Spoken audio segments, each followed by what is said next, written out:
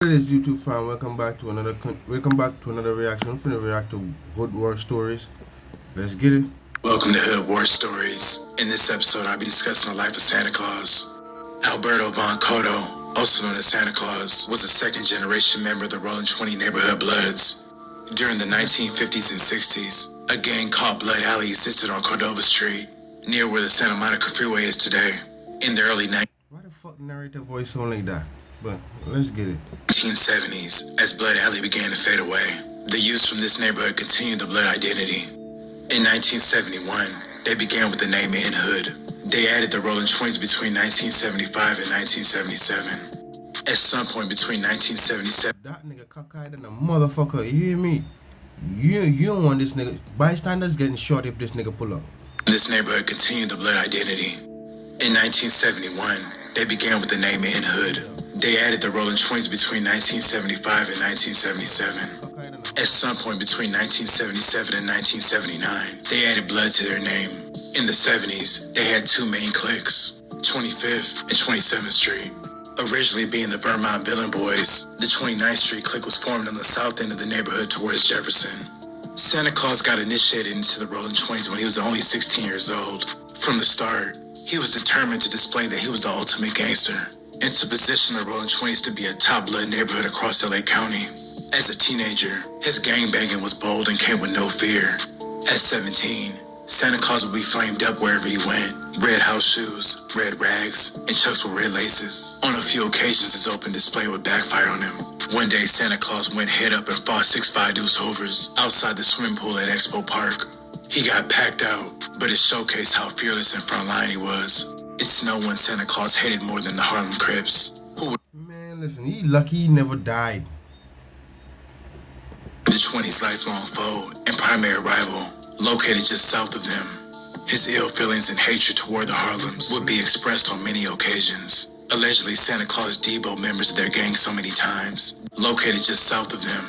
His ill feelings and hatred packed out, but it showcased how fearless and frontline he was. It's no one Santa Claus hated more than the Harlem Crips, who were the 20s' lifelong foe and primary rival, located just south of them. His ill feelings and hatred toward the Harlems would be expressed on many occasions. Allegedly, Santa Claus deboed members of their gang so many times that he was the sole reason they began to start using guns. When gunplay came into effect, Santa Claus would pay a visit. Oh, so this was a time where niggas used to give you the pause. And it'd be it. But this nigga Debo, this nigga click so bad, them niggas say, you know what, fuck that shit. I ain't taking no more ass whoopings. To rival Crips home each Christmas and kill them. But this terror inflicted by Santa Claus with members of their gang so many times that he was the sole reason they began to start using guns. When gunplay came into effect, Santa Claus would pay a visit to a rival Crips home each Christmas and kill them. But this terror inflicted by Santa Claus was year-round, not just on Christmas. And it wasn't one-sided. One night in 1981, the Harlem Crips caught Santa Claus sipping walking home from his girlfriend's house. They got up on him and shot him at point-blank range. They left him in the alley thinking he was dead, but he survived and shocked his enemies 1 week later by walking down Exposition. Don't tell me that shit, dog. A nigga hit you close range, at least you get close range, most likely that be a through and through. That shit is better than the bullet lodging in your motherfucking system. But close range, that shit, that velocity, bro, that's full impact you getting, bro. Pause. Which is in his. They got up on him and shot him at point-blank range. They left him in the alley thinking he was dead, but he survived and shocked his enemies 1 week later by walking down Exposition, which is in his enemy's territory, wearing a red rag over his head. As his reputation grew, his name became feared among hoods across South Central. By the mid-80s, Santa Claus was a respected OG and a shot caller who was directing play calls. At that point, the war with the Harlem Dirties was ongoing and only seemed to be intensifying.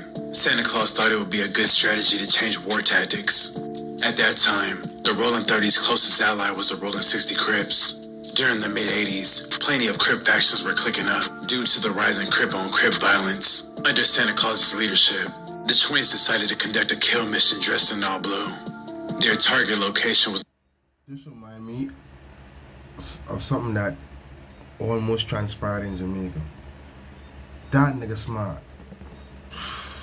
Cause in them times, you'll never catch a Crip in fucking red, and you never catch a blood in fucking blue. So for him to do that in the, boy. Crips. During the mid-80s, plenty of Crip factions were clicking up due to the rising Crip-on-Crip violence. Under Santa Claus's leadership, the 20s decided to conduct a kill mission dressed in all blue.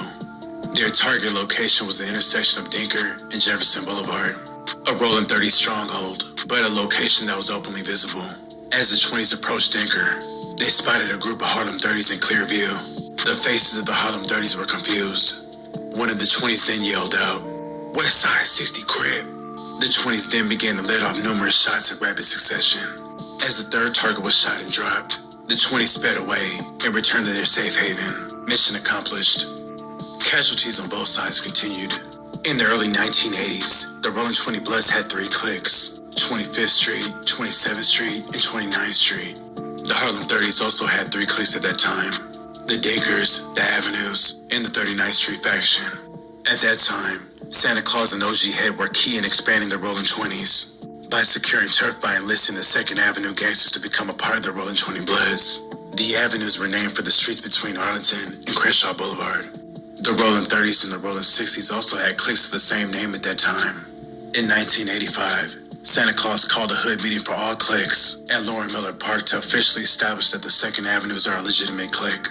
The 2nd Avenues arrived shortly after, and everyone began to celebrate. The 20s had now expanded to 4 cliques and were elevating their status as a premier blood gang in LA County. In doing so, the Rolling 20 Bloods expanded land area to having arguably the largest blood gang territory in Los Angeles. Their neighborhood not only covered the West Adams area from Vermont to Crenshaw, but now extended north passing Washington, Venice Boulevard, and Pico between Crenshaw and Western Avenue. But their celebration was being watched. Not long into the meeting, groups of Harlem Crips descended into their neighborhood and started attacking both sides of their park, boxing them in. Santa Claus immediately sprinted toward the east end of the park in an attempt to combat the attack. Once in range, Santa Claus extended his right arm and fired 3 shots at his enemies.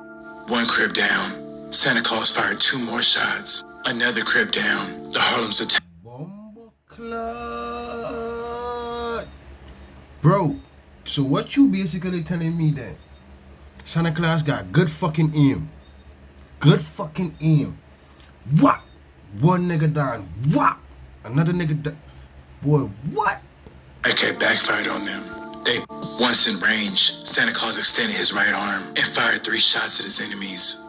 1 Crip down, Santa Claus fired 2 more shots. Another Crip down, the Harlem's attack had backfired on them. They picked the injured homies up and threw them in the car and quickly sped away. As the South... See, that's the difference between them niggas and YFL Lucci. YFL Lucci go, fathers, boy, let me know. It is what it is. But it's documented. Them niggas kicked the nigga out the car. Them niggas threw them niggas in the car. It's a difference. And war front heightened against the Harlem Crips. The 27th, 25th, and 29th Street clique launched attacks that extended beyond their enemy's main base of operation. Several Crip factions began to click up to slow down the 20s' offensive attacks. On the west side, the Harlems clicked up with the 60s, and in the deep west, the Harlem 30s could be seen kicking it with the Showline Crips at Venice Beach. So one day, Santa Claus ordered a few carloads of 20 members to slide into Showline territory in hopes of finding some Rolling 30s. When they arrived, their hopes came into fruition as they spotted Harlem 30s on the Venice boardwalk. Both equal in numbers, the collision escalated into a large-scale gang fight. Law enforcement arrived deep shortly after, and many were arrested from both sides that day. Meanwhile, back on the home front, the 20s struck back at the Harlem 30s on a personal level. Both sides knew each other by names and knew where each other lived. Santa Claus started to target the home tactic, and that's the worst fucking thing. I know if it's a situation where it's friend turned enemies, or y'all went to the same school, so y'all know where such and such live, and then y'all end up grow up and then being gangs, so y'all know where each other live. But that's the worst kind of enemy, because guess what? Them niggas gonna bring it to your front fucking door. Many homes were hit, including the home of a high-ranking OG from Harlem. One night, the OG threw a party for his Harlem homies. As the party was going, Santa Claus bust down the door and began shooting at everyone in the party. Multiple Harlem members wound up dead that night. Word began to spread quickly of Santa Claus's actions, and people were beginning to think he was untouchable. Santa Claus would spend a good portion of the next 7 years in prison. Santa Claus was released from prison in 1992. As a welcome home gift, members of the 20s laced him up with plenty of dope and cash. Shortly after being fresh out, Santa Claus took command of the war campaign against the Schoolyard Crips. The Schoolyard Crips were the 20s' hated enemy to the west. Skirmishes on their border of Crenshaw occurred frequently. During that time, Santa Claus found a girlfriend on Bronson Avenue. She mirrored his gangster ways, selling dope out of her one-bedroom apartment and carrying a pair of twin .380 chrome pistols. But on January 13th, 1993, the gang world was shocked when they discovered Santa Claus had been murdered. The 20s instantly pointed the finger at the Schoolyard Crips. By nightfall, all cliques of the Rolling Twenties gathered at the headquarters. See? And that is a perfect example of when you think you go in jail, spend how much years you think you spend in prison, spend how much, 10, 20 years, and come home thinking you finna run shit. I don't give a fuck if you was a shot caller. Them little niggas, more advanced, them niggas, they gonna bring it to your fucking front door, fam. It is what it is. It ain't a surprise to me, because guess what? Every OG that, I'm not finna say every, but majority of these OGs that die in fucking Jamaica too, it be some little niggas. You hear me? You be surprised at their fucking age. I'm talking about 12, 13, 14, 11, catching bodies, fam. I'm talking like multiple. Boy. Lauren Miller Park to discuss a revenge plan. That night, 5 Crip hoods were all hit simultaneously. The Harlem Crips, the Schoolyard Crips, the West Boulevard Crips, the Rolling 40 Crips, and the 5-5 Neighborhood Crips. 10th, 1993. The gang world was shocked when they discovered Santa Claus had been murdered. The 20s instantly pointed the finger at the Schoolyard Crips. By nightfall, all cliques of the Rolling Twenties gathered at the headquarters, Lauren Miller Park, to discuss a revenge plan. That night, 5 Crip hoods were all hit simultaneously.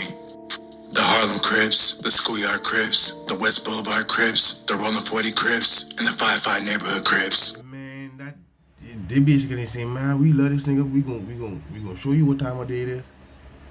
I don't know if them niggas was the one that took him out or if it was an internal beef, but somehow the other side got to feel it. Pause. The message was sent clear that night that the Rolling Twenties went in blood. The Harlem Crips and the Schoolyard Crips immediately struck back. The following night, the 20s ventured into the heart of the schoolyards and shot down 3 members, one of which was high-ranking. After 2 weeks of intense warfare, the Schoolyard Crips were ready to call a truce and firmly denied their involvement in the Santa Claus murder. But the war against the Harlem Crips didn't stop, and the bodies began to pile up. The 20s also struck at the Rolling 40s hard in the corner of Vermont and Vernon, and the 5-5 Neighborhood Crips got hit with a 50-shot Uzi. Motherfucker. Crip map. I thought them niggas say, oh, I ain't never heard of no 55th Street. I never heard of no 55th Street. Well, this is way back in the fucking day. And this nigga's talking about 55th Street. But the war against the Harlem Crips didn't stop, and the bodies began to pile up. The 20s also struck at the Rolling 40s hard in the corner of Vermont and Vernon, and the 5-5 Neighborhood Crips got hit with a 50-shot Uzi. During the bloody aftermath of Santa Claus's death, the 20s wanted to show hoods across LA just how much muscle they had, and willed to declare war on 5 Crip hoods at the same time. When Santa Claus's killer was finally revealed, many were left shocked and confused. The killer was not a gang member or even an affiliate, but a low-level weed dealer from Jamaica. Santa Claus supposedly...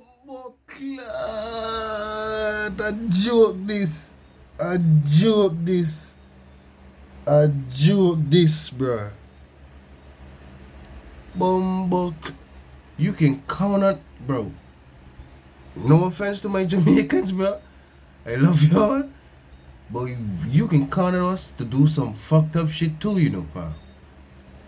Boy, listen. I know they gonna hunt that nigga down. Boy, what? You better bring your ass back to Jamaica, boy. This nigga said a low level weed. That's a fucking Jamaican, cause even back in the day, Jamaicans, I don't know if you know, but we used to frown upon hard drugs like cocaine and stuff like that. We used to frown upon that. We don't do that shit. We only do ganja. That's it. But now you have 1 and 2 crackheads and shit like that. But it's not like what you call it.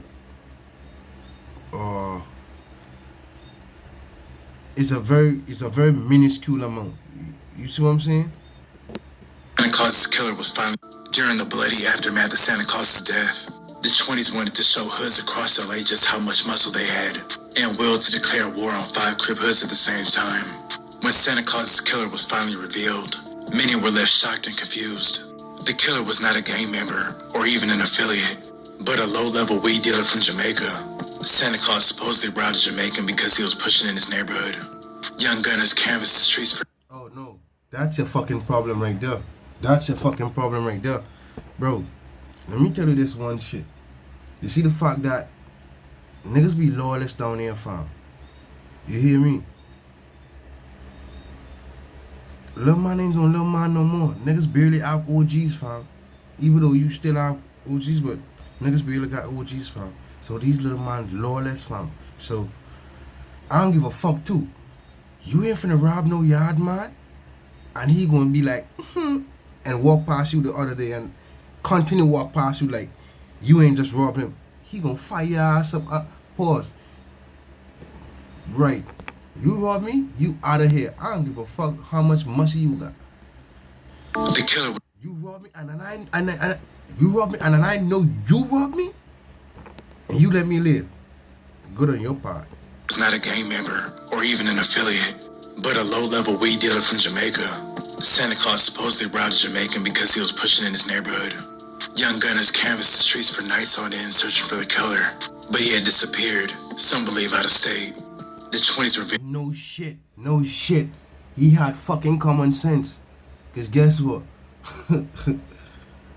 If word go around and then it reach back to his ear, like, bro, you just killed an OG, you know. You just killed someone that was love, you know. This nigga got such and such body. He gonna get the fuck out of Dodge. I'm telling you. I was expecting that shit. I was expecting either he gonna die or he gonna get out of Dodge. I was more likely leaning on to he gonna leave. I'm telling you. Level weed dealer from Jamaica. Santa Claus supposedly robbed a Jamaican because he was pushing in his neighborhood. Young gunners canvassed the streets for nights on end searching for the killer, but he had disappeared, some believe out of state. The 20s revenge was denied. Santa Claus left a reputation and legacy, and to this day, Santa Claus goes down as one of the top 10 blood riders in LA history. Imagine that. Yard nigga go in the fucking States and make his name. This nigga say, you know what? You robbed me? Fuck out of here.